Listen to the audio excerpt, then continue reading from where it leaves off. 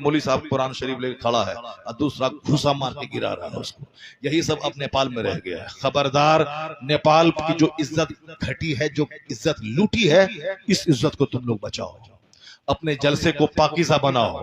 کبھی بھی اس جلسے کو قوالی کی محفل مت بناؤ. قوالی کی محفل مت بناؤ.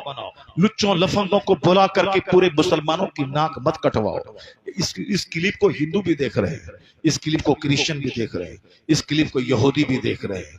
پوری دنیا میں دیکھا جا رہا ہے. ایسا نہیں کہ تمہارا نام اونچا ہو رہا ہے کہ اسٹیج پر دنگل ہو رہا ہے.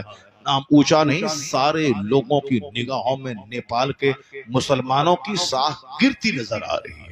اب اس کو اٹھانے کے لیے تمام جو گانے کے طرز پہ نعت پڑھتا ہے اس کا بائیکاٹ کر. یہ اسٹیج قرآن حدیث سنانے کے لیے ہے اور نہ کہ یہاں ٹھمری گانے کے لیے ہے.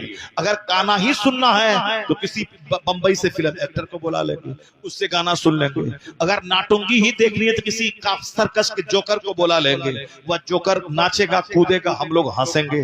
اگر گانا ہی سننا ہے تو قوال کو بلا لیں گے، وہ ہارمونیم اور طبلہ لے کے آئے گا، بجائے گا سارا مجمع. یہاں ہارمونیم طبلہ نہیں، یہاں ٹھمری نہیں. یہ جلسہ اس لیے ہوتا ہے تاکہ ہمیں قرآن سکھایا جائے، ہمیں حدیث سکھایا جائے، ہمیں بزرگوں کا طریقہ بتایا جائے. تو تم نے اس کو مشاعرہ کیسے بنا دیا؟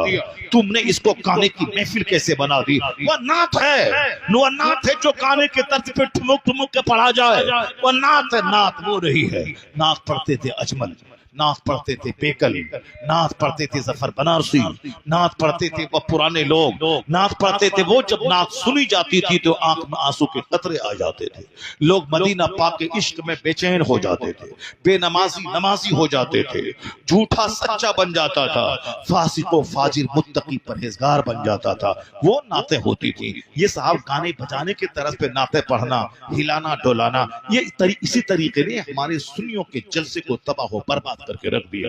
اور یہاں تک نوبت پہنچی کہ اب قرآن بھی ہاتھ میں ہے، اس کا بھی خیال نہیں رکھا جا رہا ہے. جس نے اس قرآن میں ہاتھ میں لے کے جو گیا وہ بھی بے وقوف و نادان ہے. تم کو قرآن لے کے جانے کی کیا ضرورت تھی؟ تم قرآن گھر میں یاد کر کے یہاں قرآن لوگوں کو سنائے گا کہ تم قرآن پاک لے کے دکھلائے گا؟ اتنے بے وزن تو ہماری قوم اتنی ہلکی تو نہیں ہو گئی ہے کہ تم قرآن پڑھے گا لوگ یقین نہیں کریں گے کہ تو جھوٹ بول رہا ہے. ایسا نہیں ہے. مسلمان آج بھی اپنے رہنما کے پاؤں چومنے کو تیار ہے. آج بھی اگر نہیں تو جتنے علماء کرام ہیں یہ بزنس کرتے ہیں، یہ کھیتی باڑی کرتے ہیں، یہ جو کوٹ پہنے ہوئے رہتے ہیں، یہ جو لمبا جبہ پہنے رہتے ہیں، یہ جو برانڈیڈ جوتا پہنے ایڈیڈاس کا پہنتے ہیں، یہ جو 1.5 لاکھ کا موبائل ہاتھ میں لے کے چلتے ہیں، یہ کیا ہے؟ کوئی بزنس ہے؟ کوئی کاروبار ہے اس کے پاس ہے؟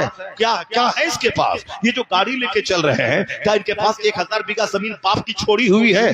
کس کے بھروسے ہیں؟ یہ مسلمان ہی تو ہے جس کو تو نبی کی نعت سناتا ہے، یہ تمہیں پیسے دیتا ہے.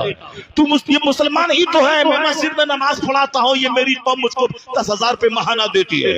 میں خطاب کرتا ہوں، یہ میری قوم مجھ کو 50,000 روپے کا نذرانہ دیتی ہے. تو اسی قوم کے دل میں اگر ہماری عزت نہ ہوتی تو پھر ہمیں تقریر کے بدلے میں نذرانہ کیسے دیتی؟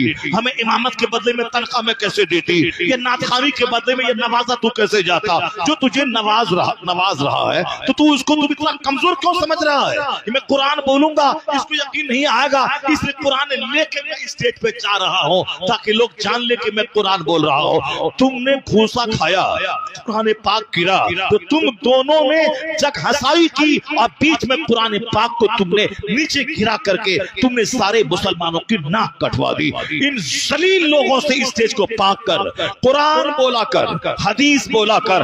پہلے قرآن بول، پھر حدیث بول، پھر اپنے بزرگوں کو بول. اور اگر تم سارے بزرگوں کو چھوڑ کر اپنے باپ کی بولے گا، اپنے پیر کی بولے گا، چاہے تیرا پیر لنگتا کیوں نہ رہے، اس کی تعریف کرے گا تو زلزلہ آئے گا، اس کی تعریف کرے گا تو مار ہوگی، پیٹ ہوگی. نہ غوث کا تذکرہ ہے، نہ رضا کا چرچا